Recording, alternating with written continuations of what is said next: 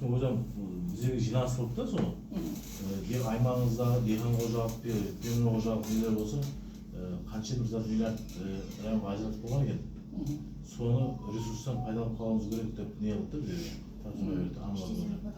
берді бізде де пемір жоқ соны жақсы майда дара қожалық пемір қожалығына айтып көрейік дедім да енді естіп келді да өзі сол жерге төгінге алу керек деп келді 14% деді ма 14'ten береді 36-80 бойынша береді 36-80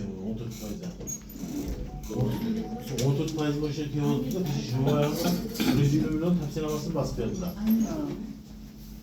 диқан қожалықтың несінен жаңбырмасынан да маған 20 миллиондай келді деп отыр оны үйленші 36-80 бойынша ғой арзасын жібере алмай отырмыз да арзан қойып тұр жібермей тұр дедім арзанды бірінші жоғарысын шешіп алайық бірінші жоғарғы шешіп алайық дедім да жоғарғы сізге алып барып тұрғанша сіздерге залогпен аламын дешті ал ол залогпен алады 50 миллионға дейін без залог деді 50 миллионға дейін залог деді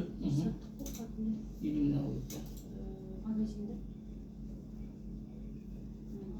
арзан жіберді қайттан ол отказ етіп қайттан отправить етіп 50 миллион не болады да платформада өткен болса біз өтіп қарайықшы сен көрмедің оны сол беттен шығатын болды ма платформада көрдім қазір көріп шығып жатырыпты да оны сельхозотделден шығатын болды да оны нетпей төгінге төгін қылып шығаратын болды да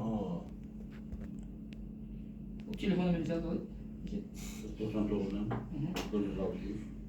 163 35. ана бірінші не қылады да өткен болса сразу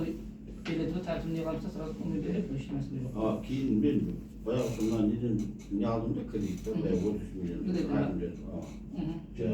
оны бірақ уақытында төлеп кеттім да оған өзің сынатыңыздар ма?